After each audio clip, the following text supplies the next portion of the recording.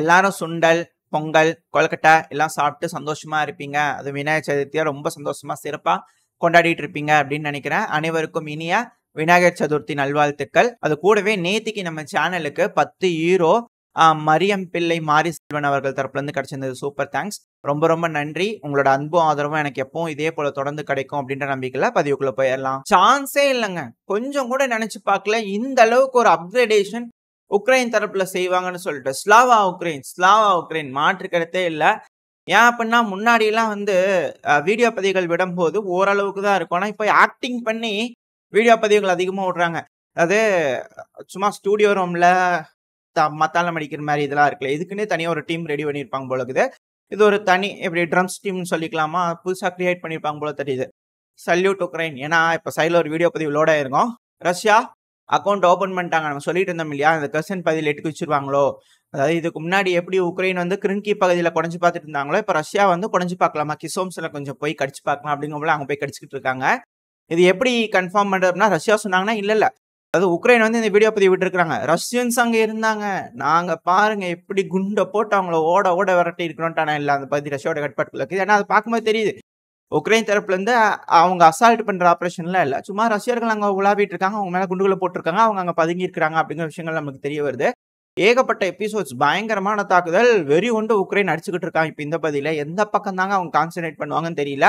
Already ஆயுதம் வேற பற்றாக்குறையா இருக்கு. ரஷ்யா வேற இப்படி புதுசா ஃப்ராண்ட் ஓபன் பண்ணா எப்படி அப்படின்ற கேள்விகள் வருது. ரஷ்யாக்கு கண்டனத்தை போட்டலாம், இப்பெல்லாம் செய்யாதீங்க, பாவம்லாம் உக்ரைன், ஸ்லாவா உக்ரைன், அதெல்லாம் உக்ரைனுக்கு ஏதோ ஒரு ஜெயிக்கிறதுக்காக ஒரு வாய்ப்பு கொடுங்க, இந்த பக்கத்துல வேண்டாம் அப்படிங்கிற நம்ம வேணா ரெக்வஸ்ட் வச்சுக்கலாம். பட் ஆனா இப்ப ரஷ்யா வந்து இப்போ ஊடுருவி வந்திருக்காங்க இல்லையா, இது ரஷ்யாவுக்கு ஒரு அட்வான்டேஜான பொசிஷனான்னு கேட்டீங்கன்னா கொஞ்சம் டவுட் தான். ஏன் அப்படின்னா இப்ப இது எந்த பகுதி அப்படின்னா மேப்ல பார்க்கும்போது தெரியும். அது மேப்ல சில பல அப்டேட்ஸ் போயிட்டு இருக்கு. அதனால மேப்ல நான் உங்களுக்கு இமேஜ்ல காட்டுறேன். உங்களுக்கு மேப் கூடிய சீக்கிரத்துல மேப் வீடியோஸ் வர ஆரம்பிச்சிடும். இப்போ நான் காட்டுறது டீப் ஸ்டேட் மேப் தான், அதாவது உக்ரைனோட மேப்லயே நான் உங்களுக்கு காமிச்சிடலாம் அப்படிங்கிறது போல இப்போ முடிவு பண்ணிக்கிறேன். இப்போ அந்த உக்ரைனோட கட்டுப்பாட்டுக்குள்ள இருக்கு இல்லையா, அதாவது பச்சை கலர்ல இருக்க எல்லாமே உக்ரைனோட கட்டுப்பாட்டுக்குள்ள தான் இருக்கு. உங்களோட ரெஃபரன்ஸ்க்காக சொல்லிடுறேன். அதாவது இதுக்கு முன்னாடி ரஷ்யாவோட கட்டுப்பாட்டுல இருந்து வெளியே வந்துட்டாங்கன்னு சொல்லி மார்க் பண்றது அந்த பகுதி. ஆனா இப்போ பச்சை கலர்ல இருக்கா கெர்சன் பகுதி, அது ரஷ்யா வந்து அங்க இருந்து பின்னாடி வந்திருந்தது. இப்போ அதுல பெரிஹோ அப்புறம் யந்திரனே பேர் கொஞ்சம் கட்டால, ஸோ அந்த 2 செட்டில்மெண்ட்டுக்கு கீழே இருக்கக்கூடிய பகுதிகள் தான் அது. வீடியோ பதிவு பார்க்கும்போதே உங்களுக்கு தெரிஞ்சிருக்கும். ஸோ அந்த பகுதிகளில் ரஷ்யன்ஸ் ஊடுருவ ஆரம்பிச்சிட்டாங்க. இந்த பொசிஷன், அதாவது இந்த டீப் ஸ்டேட் மேப்லேயே நீங்க பார்க்கும்போது தெரிஞ்சிருக்கும். நான் சொன்னேன் இல்லையா, அதாவது இந்த கிசோம்ஸ்ல இருந்து மேல டின்ப்ரோஸ்கி, எல்லா பக்கத்துலயும் இந்த டின்ப்ரோஸ்க்கு பேர் வச்சுக்கிறாங்க. பட் இதனால ஓகே, இந்த பகுதி இந்த கிசோம்ஸ் பகுதி வந்து டின்ப்ரோஸ் வரைக்கும் கொஞ்சம் மேடு மாதிரின்னு வச்சுக்கோங்க. எப்பவுமே மேடா இருக்கிற பொசிஷன்ல என்ன அட்வான்டேஜ் அப்படின்னா, அவங்களுக்கு வந்து ஸ்னைப்பர் கண்ட்ரோல் கிடைக்கும் உக்ரைனுக்கு. அதாவது ரஷ்யன்ஸ் என்ன பண்ணிட்டு இருக்காங்க அப்படிங்கிற அட்வான்டேஜ் கிடைக்கும்.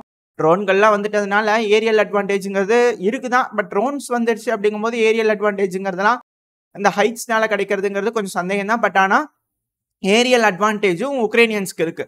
இதனால என்ன செய்ய முடியும் அப்படின்னா, தொடர்ந்து மோட்டார் தாக்குதல்கள், அதாவது மோட்டாருங்கிறது ஒரு சின்ன ஆர்ட்லரி மாதிரி எங்க வேணாலும் கொண்டு போய் வச்சு குண்டுக்குள்ள உள்ள போடப்பட இந்த ஹமாஸோட வீடியோஸ்லாம் ரிலீஸ் ஆகும்போது பார்த்துருந்தீங்கன்னா தெரியும், ஒரு குட்டியா உரலையா சிசா வச்சிருப்பாங்க, அதில் குண்டுகளை போட ஃபயர் பண்ணும். அதோட கிலோமீட்டர் ரேஞ்ச் வந்து கம்மியா இருக்கும். பட் ஆனால் மேல இருந்து வீசுறதுனால ரஷ்யாவோட நிலைகள் மேல துல்லியமா தாக்குறதுக்கான வழிகளை உக்ரைன் தரப்புன்னு செய்ய முடியும். இது வந்து உக்ரைனுக்கு அட்வான்டேஜா இருக்கு இப்ப இருக்கக்கூடிய பொசிஷன் வச்சு பார்க்கும்போது. ரெண்டாவது, ரஷ்யாவோட கட்டுப்பாட்டுக்குள்ள இருக்கக்கூடிய அந்த கர்சன் பகுதிங்கிறது கொஞ்சம் தாழ்வா இருக்கக்கூடிய பகுதி தான், அதுவே கொஞ்சம் தாழ்வு தான். ஸோ அதனால கொஞ்சம் சப்போர்ட், ஆர்ட்லரி சப்போர்ட்டுங்கிறது ரஷ்யா தரப்புல இருந்து ரஷ்ய வீரர்களுக்கு இந்த பகுதியில் கொடுக்கறது கொஞ்சம் சந்தேகம் தான். பட் ஆனால் இப்போ சபட்டாஜ் குரூப் வந்து உள்ள போக ஆரம்பிச்சிட்டாங்க. இதுக்கப்புறம் மெயின் ரஷ்யன் ஃபோர்ஸஸ் ஃபுல் ஃபிளஜ்டா இந்த இடத்துல வந்து ஒரு அஃபென்சிவ் ஆபரேஷன் பண்றாங்க அப்படிங்கும்போது உக்ரைனுக்கு அது ஒரு மிகப்பெரிய பிரச்சனையா போய் முடியும். ஏன் அப்படின்னா, இது சப்ளை லைன்ஸை கட் பண்றதுக்காக செய்யக்கூடிய சில முக்கியமான விஷயங்கள் தான். ஆல்ரெடி கர்சன் பகுதியை ரஷ்யா அவங்க கட்பாட்டில் வச்சிருந்தாங்க. இப்போ ட்ரூப்ஸ் கொஞ்சம் கம்மியா இருக்காங்க, கர்ஸ்ல வேற குறைஞ்சிட்டு இருக்காங்க. இப்போ புதுசா வேற பக்கம் குறையலாமா அப்படின்னு பாக்குறாங்க. பக்ரோஸ்க் ரீஎன்ஃபோர்ஸ் பண்ணிட்டாங்க உக்ரைன் தரப்புல இருந்து. அவங்க இப்போ ஒரு கவுண்டர் அட்டாக் பண்றதுக்காக ட்ரை பண்ணிட்டு இருக்காங்க. ஸோ இது போல தொடர்ந்து நடந்துட்டு இருக்கும்போது இப்போ உங்களுக்கு ஒரு கேள்வி வந்திருக்கும், ஏன்பா உக்ரைன் கிட்ட ராணுவம்ல அதிகமா இருக்கு, அதுக்கு குறைச்சு மதிப்பிடுற, அவங்க எல்லா பக்கத்தையும் சமாளிப்பாங்க அப்படிங்கிற நீங்க சொல்லுவீங்க. பட் ஆனா இது உக்ரைன் இல்ல, எந்த ஒரு நாட்டு ராணுவமா இருக்கட்டும், இப்போ ரஷ்யாவா இருக்கட்டும், அமெரிக்காவா இருக்கட்டும், ஒரு இடத்துல ஆக்டிவா ஒரு அஃபென்சிவ் ஆபரேஷன் பண்ணிட்டு இருக்காங்கன்னு வச்சுக்கோங்களேன். சின்ன ஆபரேஷன், டிஃபென்சிவ் ஆபரேஷன் பல இடங்கள்ல பண்ணலாம். பட் ஆனால் ஒரு அஃபென்சிவ் ஆபரேஷன் எடுக்கிற இடத்துல தடுக்கிறதுங்கிறது கொஞ்சம் சிக்கல் தான். அதனாலதான் அஃபென்ஸுங்கிறது ஒரு பெரிய டிஃபென்ஸ் அப்படிங்கிறது போல சொல்லுவாங்க. அதாவது தொடர்ந்து டிஃபெண்ட் பண்ணிக்கிட்டே இருக்கும் அப்படின்னா நம்ம கிட்ட இருக்கிற இழப்புகள் தொடர்ந்து நடந்துகிட்டே இருக்கும். இதே நம்ம ஒரு அஃபென்சிவ் ஆபரேஷன் ஒரு இடத்துல பண்ணும்போது அந்த பகுதியை ரீஎன்ஃபோர்ஸ் பண்ணும்போது ஒரு இடத்துல அஃபென்சிவ் பண்ணிட்டு இருக்காங்க இல்லையா, அந்த இடத்துல நடக்கக்கூடிய அந்த வீரியம் கம்மியாகும். காரணம் என்ன, ரீடிப்ளை பண்ணுவாங்க. 2வது சப்ளை லைன்ஸ் பெருசாகும். சப்ளை லைன்ஸ் பெருசாகும் போது ஏகப்பட்ட குளறுபடிகள் நடக்க ஆரம்பிக்கும். இதை வந்து சாதகமா பயன்படுத்திக்கலாமா அப்படிங்கிற யோசிப்பாங்க. இப்போ உக்ரைனுக்கு கர்ஸ்க் பகுதி கீழே வந்து பாத்தீங்கன்னா லிப்சி பகுதி, அந்த இடத்துலயும் ஒரு ஆபரேஷன் பண்ணிட்டு இருக்காங்க ரீகெயின் பண்றதுக்காக. அந்த இடத்துல அதாவது ரஷ்யாவோட பெல்கிராட் பகுதியிலிருந்து முன்னேறி வந்து உக்ரைனோட கர்கிவ் பகுதியை பிடிச்சிருக்காங்க இல்லையா, லிப்சி, அப்புறம் வச்சான்ஸ்க் பகுதி. ஸோ இந்த இடத்துலயும் வந்து உக்ரைன் தரப்புல இருந்து ஒரு கவுண்டர் பேட்டில் கொடுத்துட்டு இருக்காங்க.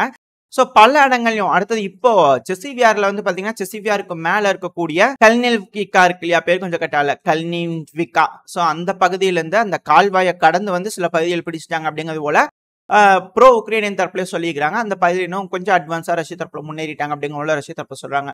ஸோ எல்லா சேஃப் பொசிஷன்ஸும் ரஷ்யா வந்து இதை யூஸ் பண்ணி பயன்படுத்திக்க பாக்குறாங்க. ஏன்னா இப்போதைக்கு மேன் பவர் ஷார்டேஜ் இருக்கு உக்ரைன் கிட்ட.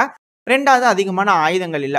ஸோ இதை பயன்படுத்தி முடிஞ்ச வரைக்கும் எந்த அளவுக்கு நம்மளோட வீரர்கள் கிட்ட சேஃபான பொசிஷனுக்கு கொண்டு வர முடியும் கொண்டு வரணும் அப்படிங்கிறத ட்ரை பண்றாங்க. இந்த ஒரு காரணத்தினால இந்த கர்சன் பகுதியில இப்போ புதுசா ஒரு ஃப்ராண்ட் ஓபன் பண்ணிக்கிறாங்க. இதுல ஃப்ராண்ட் ஓபன் பண்ணிக்கிறதுனால என்ன நடக்கும்னா, ரஷ்யா ஜாப்ரோசியா பகுதியில சமீபத்தில் ஒரு அஃபென்சிவ் ஆபரேஷன் பண்ணி சில பகுதிகள் பிடிச்சிக்கிறான்னு பாக்குறோம் இல்லையா. ஸோ அப்படி பண்ணும்போது இதுக்கு மேல அவங்க முன்னேறாங்க அப்படின்னா ஜாப்ரோசியா பகுதியிலும் உக்ரைன் அதிகமான சப்ளைஸ் கொண்டு வந்து டிப்ளை பண்ணும். 2வது வீரர்களை டிப்ளை பண்ணணும், அந்த இடத்துல வந்து தடுத்து நிறுத்தணும். அப்படி பண்ணும்போது சப்ளை லைன் வேணும். இப்போ பெருமளவில் ஆயுதங்கள்லாம் வருதுன்னா ஒடசால இருந்து மிக்கலையில இருந்து கார்வேலுக்கு இருந்து ஜாப்ரோசியா, டென்ப்ரோவெஸ்க், ஸோ பால்டோவா இந்த பகுதியில் போயிட்டு இருக்கு, பக்ரோஸ்க்கு போகும். ஸோ இது ஒரு சப்ளை லைன். இப்ப ரஷ்யா என்ன செய்யறாங்க, ரஷ்யாவோட கட்டுப்பாட்டுக்குள்ள இருக்கக்கூடிய பகுதியிலிருந்து உக்ரைனோட கட்டுப்பாட்டுக்குள்ள இருக்கக்கூடிய அந்த கர்சன் பகுதியில ஊடுருவனால மிக்கலைவக்கா வந்து த்ரெட்டன் பண்ண முடியும். ஒன்ஸ் இந்த கிசோம்ஸ்ல இருந்து மேல இருக்கக்கூடிய நான் சொன்ன இந்த டென்ப்ரோவெஸ்க் அந்த பகுதி வரைக்கும் ரஷ்யா பிடிச்சிட்டாங்க. அதுக்கப்புறம் அந்த மலைகள் ஏறி, அதாவது கொஞ்சம் ஹைட்டா இருக்கும், ஸோ அது மேல ஏறி அவங்க போக ஆரம்பிச்சிட்டாங்க. அப்படிங்கும்போது ஈஸியா த்ரெட்டன் பண்ண ஆரம்பிச்சுலாம் அந்த சப்ளைஸ் எல்லாமே ரஷ்யா கட்டுப்பாட்டுக்குள்ள எடுத்துக்கலாம். இதனால பக்ரோஸ்க் ஃப்ராண்டும் சரி, இப்ப புதுசா முன்னேறிட்டு இருக்கக்கூடிய ஜாப்ரோசியா ஃப்ராண்டும் சரி அதிக அளவுல கொலாப்ஸ் ஆகிறதுக்கு வாய்ப்பு இருக்கு. ஸோ எல்லா இடத்துலயும் இந்த சப்ளை லைன்ஸை குறி வச்சு அடிச்சுக்கிட்டு இருக்காங்க. ஆனா ரஷ்யாவோட சப்ளை லைன்ஸை உக்ரைனால எதுவுமே செய்ய முடியல. இதுக்காக தான் லாங் ரேஞ்ச் ஸ்ட்ரைக் வேணும் அப்படிங்கிறது போல உக்ரைன் தரப்பு வந்து இந்த ராம்ஸ்டைன் மீட்டிங்ல கேட்டே இருக்கிறாங்க. இந்த ராம்ஸ்டைன் மீட்டிங்ல ஜெலன்ஸ்கி அவர்கள் பத்திரிகையாளர் சந்திப்பப்ப கேட்கும்போது, அதாவது அட்டாக் நடக்குது இல்ல, கொடுங்க லாங் ரேஞ்ச் வெப்பன் கொடுங்க அப்படிங்கிறது போல லாய்ட் ஆஸ்டின் அவர்களை பக்கத்துல வச்சுட்டு ஜெலன்ஸ்கி அவர்கள் கேட்கும்போது, ஒரு வெப்பன் தான், அந்த ஒரு வெப்பனை வச்சுக்கிட்டு நீங்க வந்து பெருசா களத்துல மாத்தி அமைச்சிடலாம்லாம் யோசிக்காதீங்க. 2வது எங்க கிட்ட இருக்கிற லாங் ரேஞ்ச் மிசைலை விட உங்ககிட்டயே ஃபர்ஸ்ட் லாங் ரேஞ்ச் மிசைல் இருக்குது, அதை பயன்படுத்தி எந்த அளவுக்கு உங்களால சாதிக்க முடியும்ன்றது பாருங்க அப்படிங்கிற லாய்ட் ஆஸ்டின் அவர்கள் கேட்டு விட்டாங்க. 2வது நாட்டோ மீட்டிங்ல வந்து பாத்தீங்கன்னா இந்த ராம்ஸ்டைன் மீட்டிங்ல வந்து பாத்தீங்கன்னா ஸ்கால்ப் அப்புறம் ஸ்டார்ம் ஷேடோ இது 2மே பிரான்ஸ் பிரிட்டன் தரப்புல இருந்து லாங் ரேஞ்ச் மிசைல்கள், க்ரூஸ் மிசைல்கள் உக்ரைனுக்காக கொடுத்துக்கிறாங்க இல்லையா. இப்ப அதை பயன்படுத்தி முதல் கட்டமா உக்ரைன் தரப்பு வந்து தாக்குதல் பண்றதுக்கு ட்ரை பண்ணலாம் அப்படிங்கிற சொல்லப்பட்டு வருது. எதுக்குன்னா இது ஒரு டெஸ்டிங் ஃபேஸ், சும்மா எடுத்து ட்ரை பண்ணி பார்ப்பாங்க. ரஷ்யா தரப்பு வந்து ஏதோ ஒரு எஸ்கலேஷன் பெருசா இருந்தா எல்லாம் கம்னு உட்காந்துக்குவாங்க. அப்படி இல்லை அப்படின்னா சரி வச்சுக்கப்போ தூக்கி வீசி போற சேட் அப்படிங்கிறத பெர்மிஷன் கொடுத்துருவாங்க அப்படிங்கிற சொல்லப்பட்டு வருது. வதந்திகளா நடக்குதா என்னன்னு பார்ப்போம். ஏன்னா ஸ்டார்ம் ஷேடோ ஸ்கால்ப் தூக்கி ரஷ்யாவோட வேர்ல்டு டெரிட்டரின்னு சொல்றாங்க இல்லையா, அதாவது பெல்கிராடு, ஒரான்ஸ் இந்த பகுதி, ஸோ அந்த இப்போ குஸ்க் பகுதி, ஸோ இந்த பகுதியில் ஏதாவது வீசுறாங்களா என்னங்கிறத பொறுத்து வந்து பார்த்துருவோம். ஸோ இது போல சூழல்கள் ஒரு சைடு எஸ்கலேஷனுக்கு ரெடி ஆயிட்டு இருக்கு. ஆனா ஜெலன்ஸ்கி அவர்கள் என்ன சொன்னாரு, இந்தியாவுக்கு வேணா நாங்க ஆஃபர் பண்ணட்டுமா, இது என்னங்க இது ஒலிம்பிக்ஸா நாங்க ஹோஸ்ட் பண்றதுக்கு, தலைவலிங்க எங்களுக்கு அப்படிங்கிறது போல இருக்கு. பட் இருந்தாலும் அவங்க மீடியாக்கள் சொன்னது என்னால மறக்கவே முடியல. Zelensky offers India to host. நான் இதுக்கு முன்னாடி ஏகப்பட்ட பாலிடிக்ஸ் இருக்கு, அதை நான் உங்ககிட்ட சொல்ல. இப்போ சமீபத்துல அமெரிக்கா தரப்பு இருந்து சாங்ஷன் போட்டாங்க, இது போன பதிவில் பார்த்துருந்தோம்னு நினைக்கிறேன். ஸோ இப்போ சாங்ஷன்ஸ் போடும்போது என்ன நடக்குதுன்னா, ரஷ்யா வந்து பாத்தீங்கன்னா நம்மளுக்கு கேஸா ஆயில் ஏற்றுமதி பண்ணிட்டு இருக்கக்கூடிய அந்த ஷிப்ஸுக்கு வந்து பாத்தீங்கன்னா சாங்ஷன் போடுறாங்க. ஸோ நம்மளுக்கு ஒரு இக்கட்டான சூழ்நிலை, நம்மளுக்கு எக்கனாமிக் ரீதியா பாதிப்படையும், நம்மள கான்சென்ட்ரேட் பண்ண ஆரம்பிச்சிட்டாங்க. இப்போ ஜெலன்ஸ்கி அவர்கள் நம்மளுக்கு வேற ஆஃபர் பண்ணிக்கிறாரு, அது ஆஃபரா கம்பல்ஷனான்னு தெரியல. ஸோ இந்தியான்ற நம்மள வந்து ப்ரெஷர் கொடுத்துட்டு இருக்காங்க, இந்தியால அடுத்த பீஸ் சமிட் இருக்கணும். எப்படி மொதல் பீஸ் சமிட் நடந்தது இல்லையா, அதோட முன்மாதிரியா இந்த பீஸ் சமிட் நடக்கணும் அப்படிங்கிறதுக்கான அழுத்தம் மேற்குலக நாடுகள் கொடுக்குறாங்க. ஸோ அப்படி கொடுக்கும்போது நம்ம ஹோஸ்ட் பண்ணியே ஆகணும். அப்படிங்கிற பட்சத்துல நம்ம அஃபீஷியலா ரஷ்யாவை வாங்க அப்படின்னு சொல்லி கூப்பிட்டாகணும். நம்ம ரஷ்யாவை வாங்க அப்படின்னு கூப்பிடும் போது நம்ம அழுத்தங்கள் ரஷ்யாவுக்கு கொடுக்கணும் அப்படின்னு மேற்குலக நாடுகள் நினைக்கிறாங்க. In terms of conflict there is no strategic autonomy அப்படிங்கிறது போல அமெரிக்காவோட எரிக் கார்சிட்டி அவர்கள் நம்மளுக்கு அம்பாசிடரா வந்திருக்காரு இல்லையா, ஸோ அவர் தரப்புல இருந்து வந்தது இப்ப ஞாபகத்துக்கு வருது. எந்த அளவுக்கு மிரட்டுறாங்க அப்படிங்கிற நம்மளால புரிஞ்சுக்க முடியுது. ஸோ ஒன்ஸ் நம்ம வந்து அதை பண்ணும்போது ரஷ்யா கிட்ட நம்ம போய் கேட்கும்போது ரஷ்யா வேற வழியே இல்லாம அவங்க நம்ம கிட்ட இருக்கக்கூடிய ப்ரெஷருக்காக அக்செப்ட் பண்ணிட்டு வராங்க. அப்படிங்கும்போது இந்த இடத்துல நெகோசியேஷன் அந்த ஃபர்ஸ்ட் ஒரு முன்மாதிரியில சைன் பண்ணியிருந்தாங்க இல்லையா, அதை மேற்கோள் காமிச்சு நம்ம இந்தியாவில வச்சு ரஷ்யா கிட்ட பேசுவாங்க. இது போல சொல்லிக்கிறாங்க, உலக நாடுகள்லாம் சொல்லிக்கிறாங்க, இது டேபிள்ல இருக்கு, இந்த டேர்ம்ஸுக்கு பேசுறாங்க நெகோசியேஷன் அப்படிங்கிறது போல கேட்பாங்களா, அழுத்தம் கொடுப்பாங்களா ரஷ்யாக்கு? ஸோ இது போல சதி பின்னல்கள் நடந்துகிட்டு இருக்கு. நம்ம எப்படி இதுல இருந்து சமாளிக்க போறோம், நம்ம எப்படி மீண்டு வர போறோம், ரெண்டாவது நம்ம மேல இதுக்கு மேலேயும் ஏதாவது சாங்ஷன் ப்ரெஷர் கொடுப்பாங்களா, அழுத்தங்கள் கொடுப்பாங்களா மேற்குலக நாடுகள் அப்படிங்கிற ஏகப்பட்ட கேள்விகள் வருது. ரெண்டாவது ரஷ்யா இது எப்படி நைஸா நம்மளை விட்டு வெளியே போவாங்க, நம்ம கூப்பிடும்போது அவங்க வருவாங்களா இல்லையா அப்படின்ற ஏகப்பட்ட கேள்விகள் இருக்கு. இது ஒரு ட்ராப். இந்த ட்ராப்ல இருந்து எப்படி நாடுகள் தப்பிக்கிறாங்க அப்படிங்கிறது பொறுத்து இருந்தா பார்க்கணும். இது என்னோட தனிப்பட்ட கருத்து தான். இப்படிதான் அப்படி அப்படிங்கிறதெல்லாம் இல்ல. ஸோ இந்த ஒரு காரணத்தினால்தான் மேற்குலக நாடுகள் பீஸ் சமிட்டை ஹோஸ்ட் பண்ணி ஆகணும் அப்படின்னு திங்க் பண்றாங்க அப்படிங்கும் போல நான் யோசிக்கிறேன். எப்படி பாத்தீங்களா, ஒரு பீஸ் சமிட் நடத்தி ஃபெயிலியர்னு சொல்லி எல்லாம் பேசிட்டு இருக்கும்போது அதை எப்படி சக்சஸா மாத்தணும் அப்படின்னு நினைக்கிறாங்கன்னு பாத்தீங்களா? மேற்குலக நாடுகளோட இந்த பாலிடிக்ஸ்ங்கிறது வேற ரேஞ்சில் இருக்கு. எனக்கு தான் கொஞ்சம் புரியறதுக்கு டிலே ஆகுது, இல்லை தப்பா புரிஞ்சுக்கிறான்னு தெரியல. உங்களோட கருத்துக்கள் என்ன அப்படிங்கிறது கமெண்ட் செக்ஷன் சொல்லுங்க. நம்ம ஹோஸ்ட் பண்ணலாமா வேண்டாமா இந்த பீஸ் சமிட்டை? நீங்க என்ன நினைக்கிறீங்க? உங்களோட கருத்துக்களை கமெண்ட் செக்ஷன்ல சொல்லுங்க. இதோட இந்த பதிவு நான் முடிச்சுக்கலாம். இந்த பதிவு எப்படி இருந்துச்சு, உங்களுக்கு பிடிச்சிருந்தா லைக் பண்ணிட்டு உங்க ஃப்ரெண்ட்ஸ் அண்ட் ஃபேமிலியோட ஷேர் பண்ணிக்கோங்க. இந்த பதிவு நல்லா இருக்குன்ற நம்பிக்கையில் அடுத்த பதிவில் உங்களை சந்திக்கிறேன். அது வரைக்கும் ஸ்டே சேஃப். By by.